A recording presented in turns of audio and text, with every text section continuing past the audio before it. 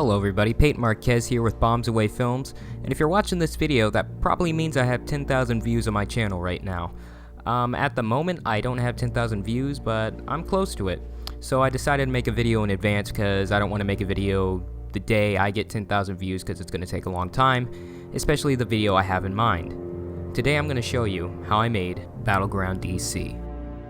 Please bear in mind that this is not a Fallout 3 or Fallout New Vegas machinima tutorial, so if you want to learn how to use the GEC, console commands, all that stuff, I have videos linked in the description. Those were the videos that taught me how to make machinimas, so go watch them if you want to learn how to make one.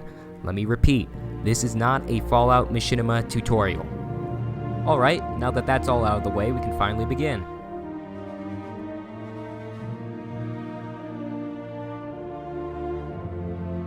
Battleground DC was essentially a test run for me. I was very amateur at making Fallout machinimas, and most of my previous attempts were so sloppy and embarrassing that I can't even imagine what I was thinking when I made them. I learned on my own how to make real-life movies from watching actual feature films, but I came to realize that you can't do the same with machinimas, especially Fallout machinimas. I would always watch Manslayer's Wasteland Survival. So run, hide, or fight if you've got the balls and the guns, but don't go waving the white flag. They'll just strangle you with it. Al Chestbreech's montages. Oh, look, a little kitty. Hey there, little kitty. What are you doing? Blah 45's Wasteland Travels. Watch out! It's down!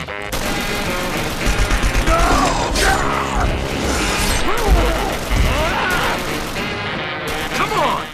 And Dracortha's amazing DC Chronicles.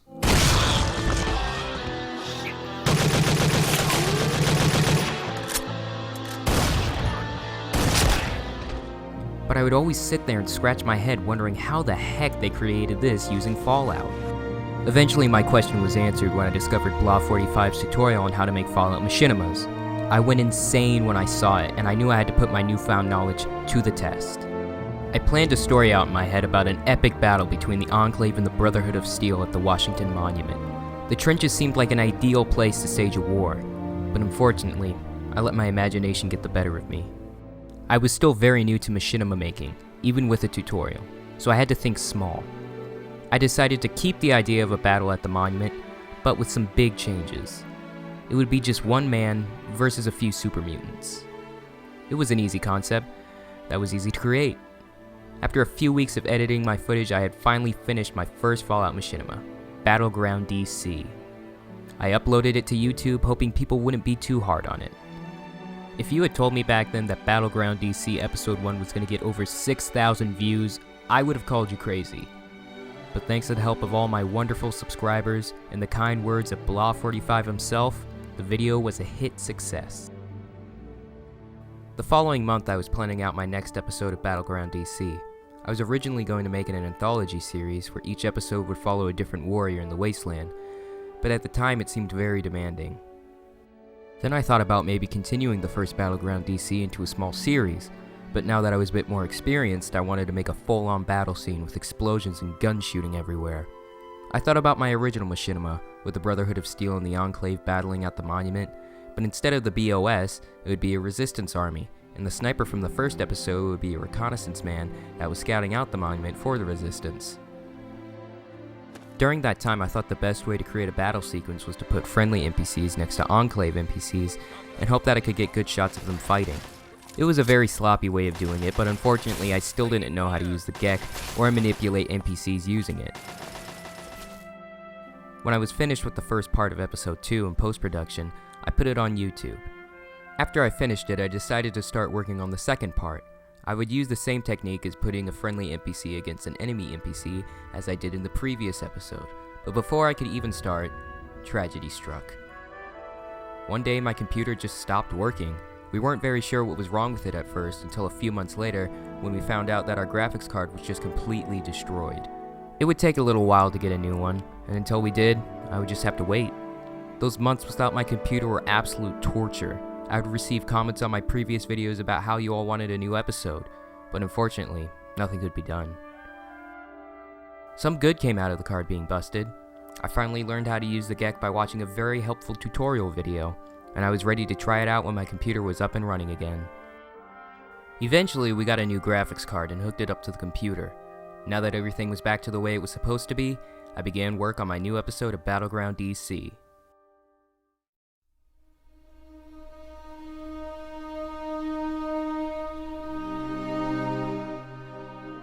I began work on Battleground D.C. Episode 3 in late March, early April. The first thing I wanted to do was get the story straight. Some of you may already notice that the plot behind Battleground D.C. isn't exactly lore-friendly. I didn't really have the lore set in mind when I was making the second episode of Battleground D.C. I just wanted to make a cool video. But in the third episode, I wanted to tie things up to make everything cross over into the normal Fallout timeline. With the lore set in mind, I started work on the story for my new episode. I was in school at the time, and in my downtime during class or at lunch, I would write down ideas for the third episode. Originally, I was going to have a flamethrower scene in the trenches, but it seemed a little difficult once I tried it out. I decided it would be best to shoot all the scenes close to the monument to show that the Resistance had made it that far. I also wanted a bit of a backstory. I remember the opening to one of my favorite movies, Saving Private Ryan, when the old, war-hardened Ryan returned to the cemetery where Captain Miller was buried. I wanted to do something similar to that. In the beginning of Battleground D.C., we see an old man walk to the grave at Arlington and mourn an unknown soldier, which made a nice transition to the actual battle.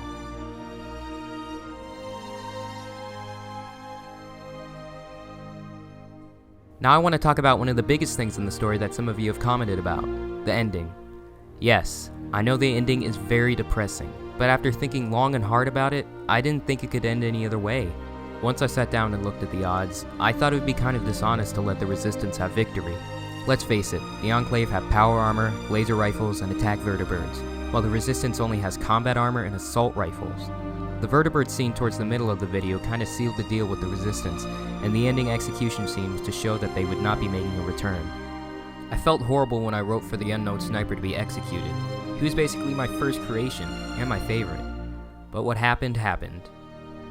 The ending of the episode shows a soldier returning to the battlefield in hopes of finding survivors, but all he finds is a hat and a pile of burning corpses. Many years later, he goes to the burial ground of his fallen comrades and places the hat on the grave of the unknown sniper, ending the story of the Resistance once and for all.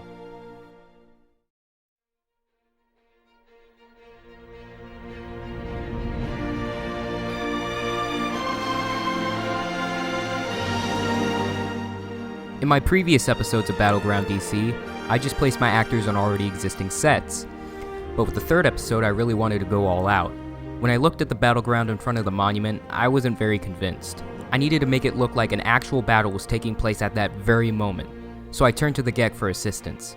Using the GEC, I placed various set pieces around the battlefield, such as fire, corpses, rubble, cars, 2 vertibirds, 1 destroyed and 1 intact, as well as some other smaller effects.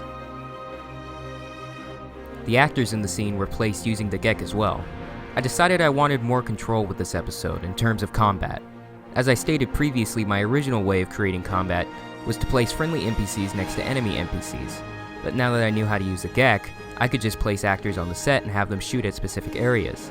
This, however, was much more tedious and time-consuming than having NPCs fight each other, but in the end, I think it was worth it.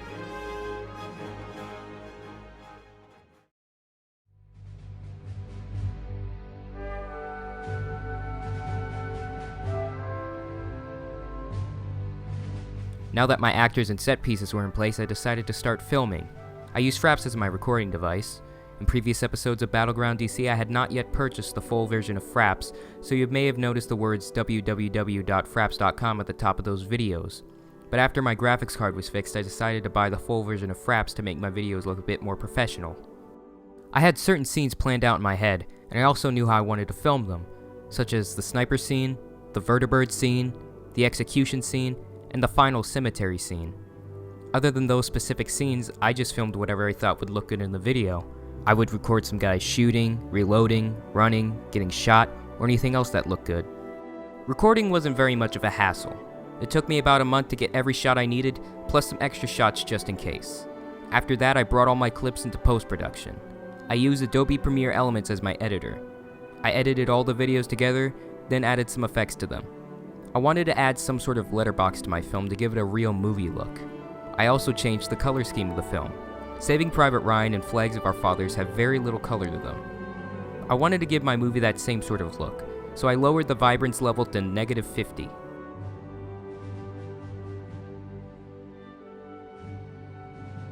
For my audio recording software, I used Audacity and a Blue Snowball microphone to record my voice. As for the gunfire sounds, I just used the sound files from the Fallout game and inserted them into the proper spots. So every sound you hear in the video, I put in by hand.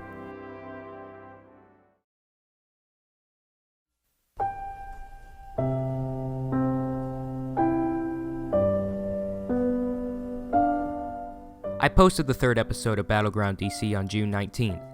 After months of working on it, I was finally finished. The whole process was an interesting experience. Of course, the series as a whole would be nothing without you guys. The people who comment saying I'm doing a good job, or the subscribers who have stuck with me since the first episode, all of you are equally important to me. Since the beginning, all I've wanted to do is make a good video that people would like, and I feel like I've achieved that. 10,000 views is a lot by my standards, and when I started my YouTube channel, I never thought I would get that many. But I did, thanks to all of you. A YouTube experience like mine is rare in many cases, and I'm lucky to have been one of the few people to experience it, and continue to experience it.